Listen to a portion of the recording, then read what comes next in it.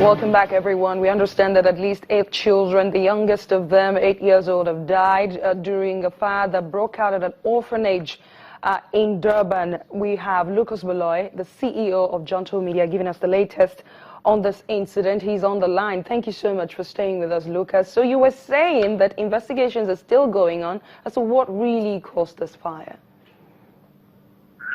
Correct. So the investigation is still on with the officials trying to really establish what has caused the fire.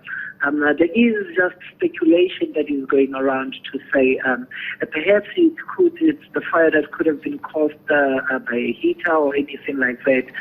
Take into consideration that we are around the winter months, and that is possibly perhaps things that could have caused the fire. But that is not official. The official word is not yet out on what caused the fire. So what were these kids doing when this fire broke out? Were they sleeping? Were they playing? And do we know for sure that it is just 8 of them that lost their lives? Look, the possibility of it would be that the kids were still sleeping. The fire broke up early this morning. Schools are closed at the moment in the country, so the possibility of it would have been that the kids were still sleeping. That is also why we would have seen so many lives being lost in it. It could be the indication that the victims were not up at that time yet. Can you paint us a picture of what this orphanage actually looks like? Because it's a popular orphanage, and I know you're probably abreast with what that place looks like.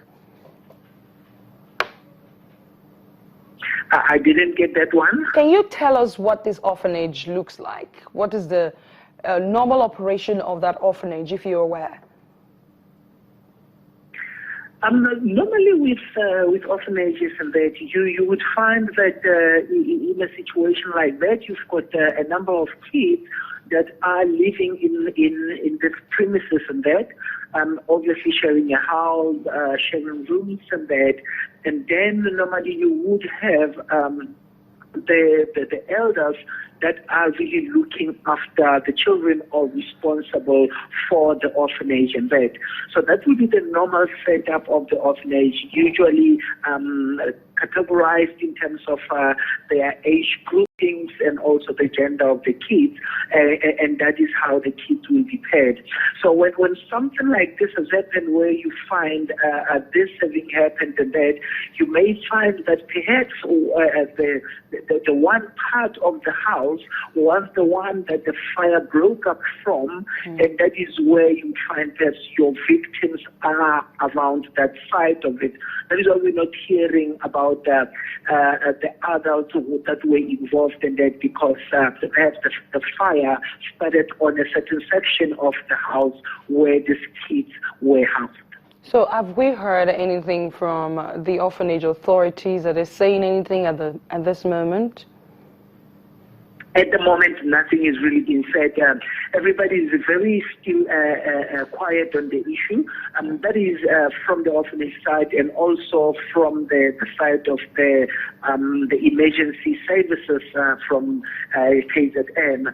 They are still very busy with their investigation, and they haven't shared any much of the information surrounding the accident. Oh, thank you so much, Lucas Beloy, CEO Jonto Media, giving us the latest on that really horrific incident in Durban. Thank you so much.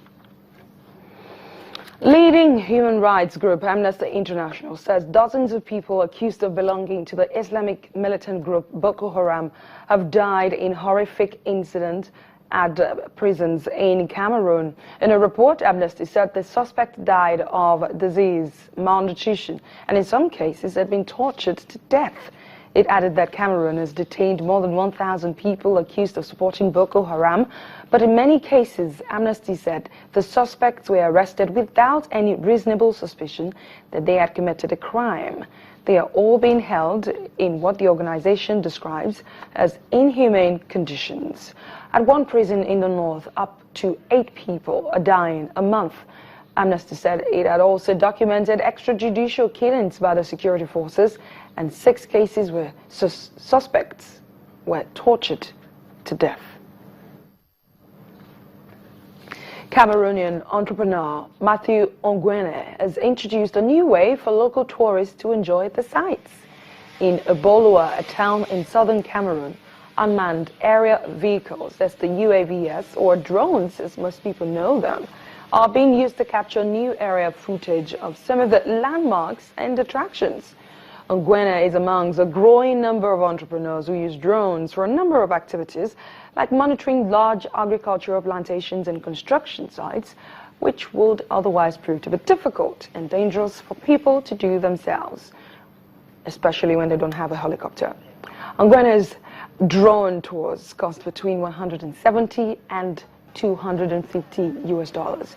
The Ministry of Malawi and UNICEF recently launched a project where drones would carry aids, screening tests and results between a hospital and a clinic in a rural area difficult to access. In May, Rwanda also introduced a project that aims to deliver medical supplies to remote areas using drones.